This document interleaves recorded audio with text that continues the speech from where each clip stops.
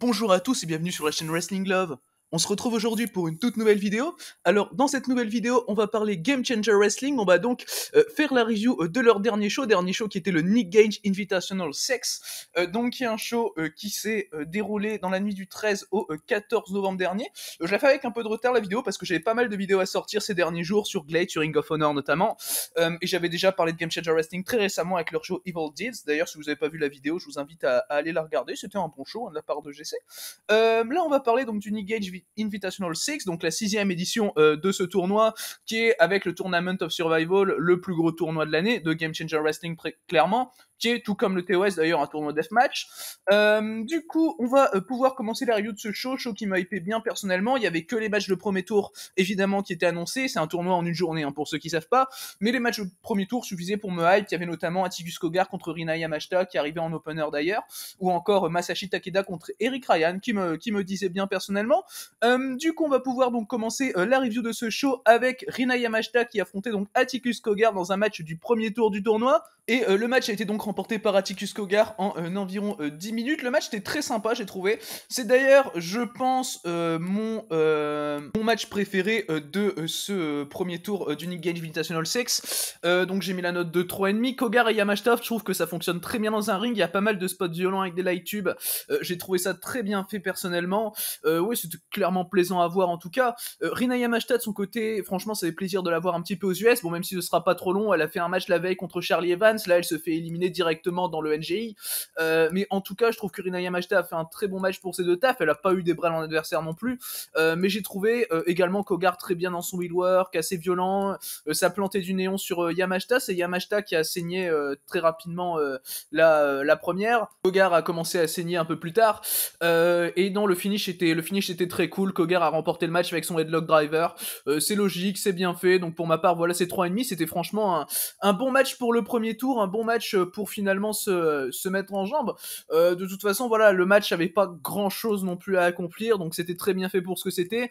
C'est d'ailleurs mon deuxième match préféré du show. Du coup, voilà donc par rapport à ce match, on va passer désormais au deuxième match donc du show et au deuxième match du coup du premier tour du NGI. C'était un freeway match cette fois avec Charlie Evans qui affrontait Keith Osborne, qui affrontait également Schlag qui était dans le match. Personnellement, alors déjà ce match, j'ai trouvé que c'était le moins bon match du tournoi. Il y a un match hors tournoi qui est moins bon que celui-là, mais celui-là moins bon match du tournoi. J'ai mis 2,75.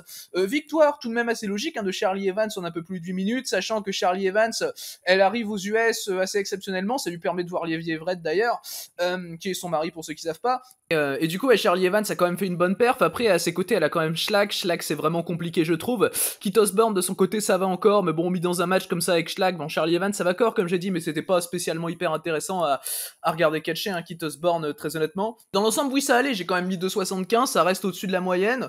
Bon, voilà. C'est un deathmatch qui est là comme ça. Évidemment, Schlag va faire quelques spots un peu nonsense.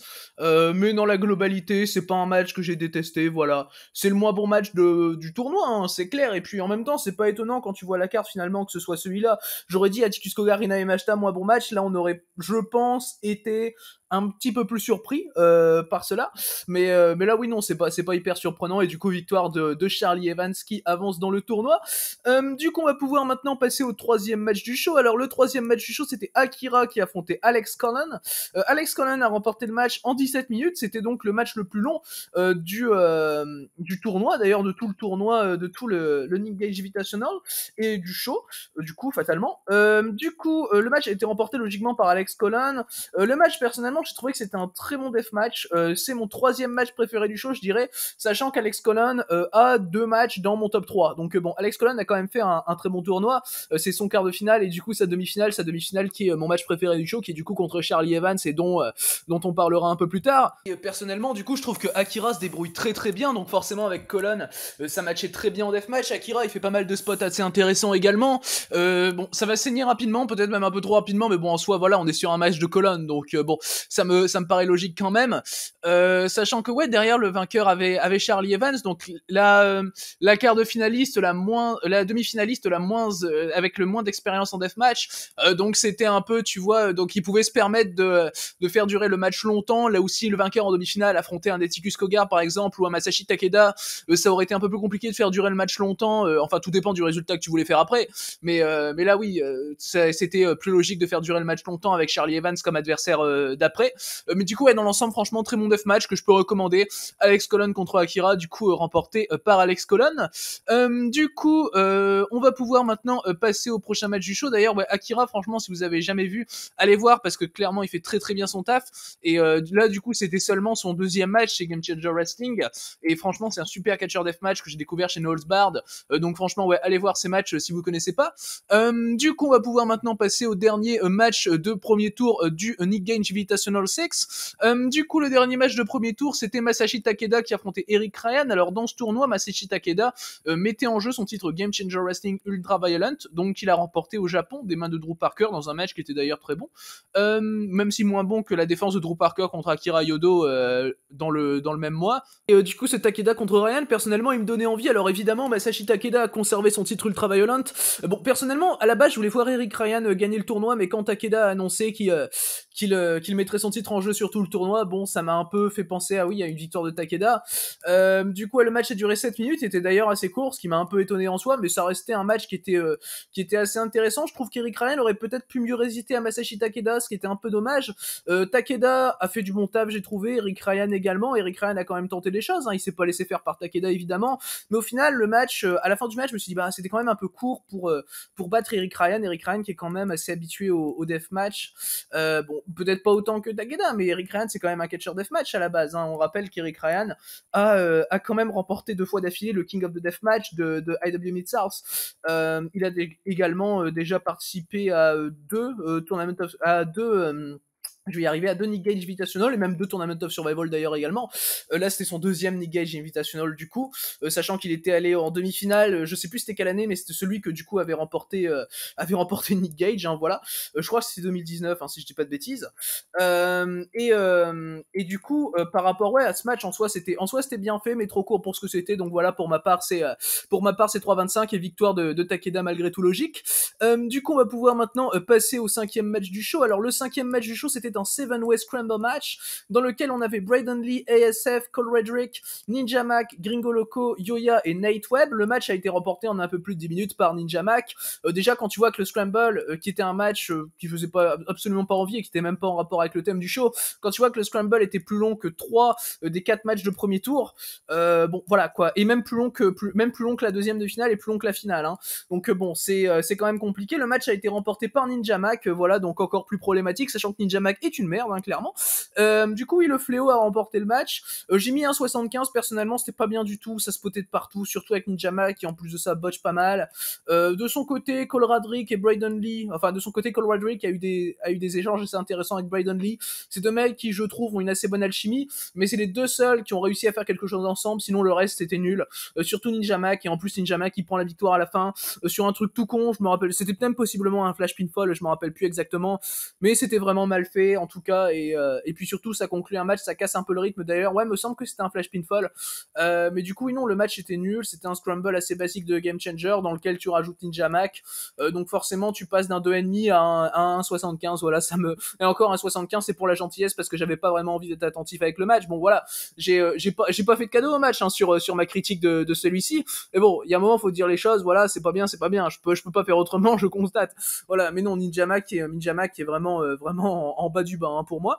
Du coup voilà, donc par rapport à ce match, on va repasser sur de la qualité puisqu'on va parler désormais des demi-finales et de la finale du Engage Invitational 6. Du coup la première demi-finale qui était donc, comme vous l'aurez compris, mon match préféré du show, c'était Charlie Evans qui affrontait Alex Colon. Le match a duré 11 minutes, il a été remporté par Alex Colon assez logiquement, voilà, il allait pas perdre contre Charlie Evans qui faisait elle est dans ses premiers deathmatch très clairement, Charlie Evans. Du coup ce Alex Colon contre Charlie Evans, personnellement je peux ça me choquerait pas qu'on mette d'autres matchs au-dessus du tournoi, par exemple la finale, ou le Rina Yamashita Kogar, ou même le Colon Akira, mais celui-là, je le trouve légèrement au-dessus des autres. Bon, il y avait pas la masse d'histoire non plus entre les deux, mais finalement, c'était bien de voir Charlie Evans opposé à un gros nom du deathmatch du deathmatch US comme Alex Colon, où finalement, le mec lui fait pas de cadeau, et beaucoup moins d'ailleurs que Rina Yamashita la veille, là où Rina Yamashita a été, j'ai trouvé, plus soft qu'Alex Colon, même si c'est y allé avec l'éventail de néon et tout, Mais en soi, je trouvais ça mieux fait contre Alex Colon. J'ai mis la même note en soi, mais ouais, je privilégie ce match. Et du coup, non, oui, c'était une très bonne demi-finale de Nick Gage Invitational. Charlie Evans n'a pas spécialement fait douter Alex Colon, mais elle a réussi à vraiment faire de son mieux pour lui résister. Elle a réussi à avoir quelques instants de domination. Enfin, c'était vraiment cool. T'avais envie un peu de cheer Charlie Evans quand même. Alex Colon, de son côté, évidemment, comme j'ai dit, il fait vraiment pas de cadeau. Charlie Evans, elle en prend quand même plein la gueule, hein, je trouve, dans ce deathmatch. Et en soi, c'est ça qui est cool parce que, enfin, finalement, elle se laisse vraiment pas faire en tant que non spécialiste. Et c'est quelque chose qui me plaît vraiment avec Charlie Evans, que ce soit contre Rina Yamashita la veille ou même là, qui était beaucoup moins visible d'ailleurs dans le match du premier tour avec Shlak et Kit Osborne. Et du coup, ouais, dans son ensemble, on était clairement sur un très bon deathmatch. Il n'y a pas la masse de choses à développer dessus, mais Charlie Evans, ouais, a été très très cool dans ce match. Et Alex Colon, il a fait du Alex Colon. Donc, au final, on n'est vraiment pas surpris par le match, mais c'est juste vraiment agréable à voir et l'action était bien fluide, j'ai trouvé. Du coup, on va pouvoir maintenant passer à la deuxième demi-finale du tournoi. La deuxième demi-finale du tournoi qui m'intéressait bien personnellement, c'était Atticus Cogar qui affrontait Masashi Takeda. Donc là également un match pour le titre Game Changer Wrestling Ultra Violent. Du coup, le match a duré 9 minutes. Victoire de Masashi Takeda qui a conservé son titre. Je dirais pas que la victoire était très logique parce que même avec le titre, j'avais quand même un doute. Sachant que la finale du TOS cette année était Colon contre Cogar. Et du coup, voir ce Takeda Cogar pour savoir qui allait affronter Colon, je me suis dit, bah, on peut avoir une revanche avec cette fois-ci une victoire d'Atticus Cogar dans le NGI. Et du coup, je me suis dit, bah tiens, il y a moyen que Cogar reparte du NGI avec le titre et le tournoi. Ce serait quand même une très bonne option, je pense. Et finalement, non, Masashi Takeda a quand même battu Atticus Cogar et s'est qualifié pour aller affronter Alex Colon parce que bah d'un côté, ça aurait fait un peu répéter la finale du TOS pour la finale du NGI, donc je peux comprendre le choix de ne pas le faire, même si le choix de le faire m'aurait absolument pas dérangé et vu la note que j'avais mise au premier Colon Cogar, m'aurait encore bien plus hype pour la finale. Et donc oui, du coup, bah forcément, il y avait un peu de storytelling avec Cogar qui voulait aller rechercher Colon derrière dans la finale du NGI. Cogar qui a vraiment tout mis et malheureusement, c'est pour ça ce match est un peu court, je trouve, pour ce qu'il est, même si en soi, le vainqueur doit avoir Colon directement après sur la finale. Donc je peux entendre que le match dure que 9 minutes. Mais oui, c'est quand même un peu dommage, sachant que Cogar aurait dû pour moi résister encore plus à Masashi Takeda, même si Takeda c'est pas un peintre en deathmatch, hein, c'est pas le souci. Et le match d'ailleurs, dans son ensemble, je trouve personnellement que le Takeda Kogar est un bon match. Hein. Franchement, c'était très sympa à regarder. D'ailleurs, j'ai mis 3,25, c'est pas pour rien. C'est un match qui est vraiment sympa. On a Takeda, on a Kogar. Bon, je suis gros fan d'Atticus Kogar, donc ça joue peut-être un petit peu. Je suis moins fan de Takeda, mais je trouve qu'aux US en général ça passe. Le match donc contre Eric Ryan était également un bon match. J'avais adoré, bon, pas du tout dans le même style, mais j'avais adoré le match contre Jonathan Gresham lors d'un Bloodsport. Mais en soi, oui, Takeda a bien fait son taf dans le match. Atticus Cogar également, il a été bon dans ce qu'il a pu faire. Donc voilà, pour ma part, c'est un 3,25. C'est un match qui aurait pu aller plus loin à mes yeux, mais qui était quand même un match assez sympa. Du coup, voilà donc par rapport à cette deuxième demi-finale du Nick Gage Invitational 6, donc remporté par Masashi Takeda, et on va pouvoir donc désormais passer à la finale du tournoi. La finale du tournoi qui était du coup également un match pour le championnat Game Changer Wrestling Ultra Violent.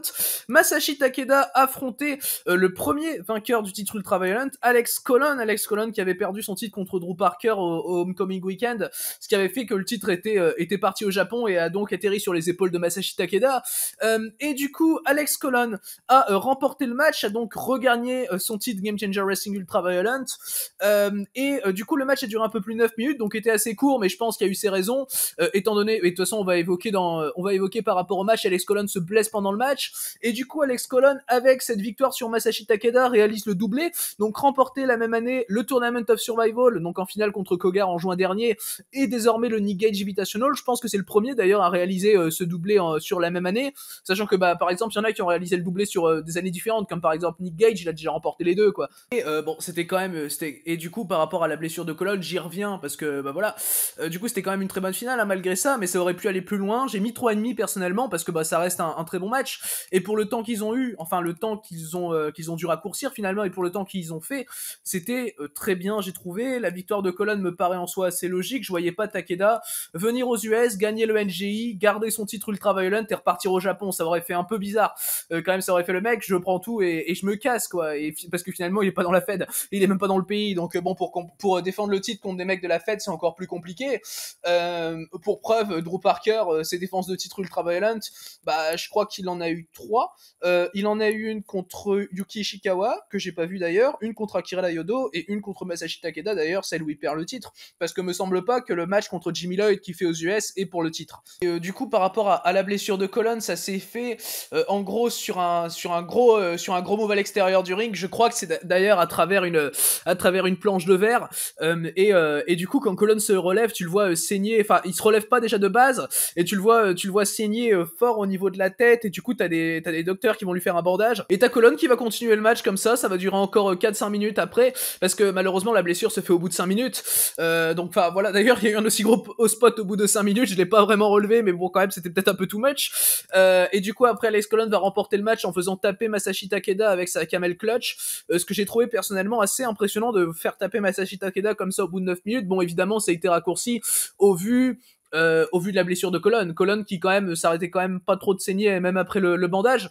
Donc quand même le mec a été quand même vachement courageux de continuer 4-5 minutes après sans vraiment avoir de problème dans le match, à part justement le temps raccourci. Et du coup Takeda j'ai trouvé assez bon dans le match, il a bien fait briller Alex Colon. Alors évidemment on n'avait pas autant de storytelling qu'on aurait pu avoir dans un Colon Kogar, dans un deuxième Colon Kogar après celui du TOS, mais ça me paraît logique, même si on avait quand même pas mal de storytelling dans le sens où Colon voulait récupérer le titre qu'il avait remporté au WrestleMania Weekend, le titre dont il avait été donc le champion inaugural, et un titre qui avait donc plus été aux US depuis la prise de titre de Drew Parker.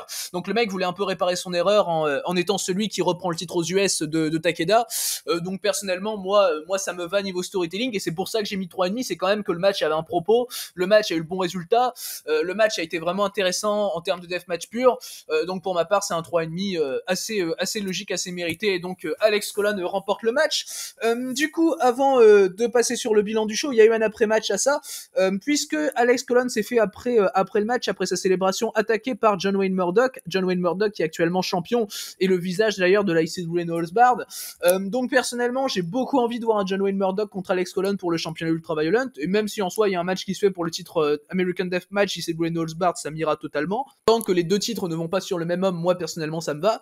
Et oui, John Wayne Murdoch qui attaque Alex Colon, c'est quand même une belle surprise, parce que bah finalement John Wayne Murdoch c'est chez Game Changer Wrestling, c'est pas du tout un truc que j'attendais en tout cas. Bon, évidemment, John Wayne Murdoch, il a déjà fait de la Game Changer Wrestling. Hein. On se rappelle notamment d'un match qu'il avait pu avoir un peu après le WrestleMania Weekend 2019, je crois, contre Marcus Crane.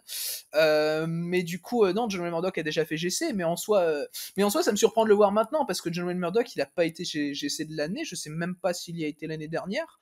Donc voilà, ça fait quand même plaisir. Et un Colon Murdoch, personnellement, alors j'aime beaucoup les deux, donc évidemment ça me hyperait bien.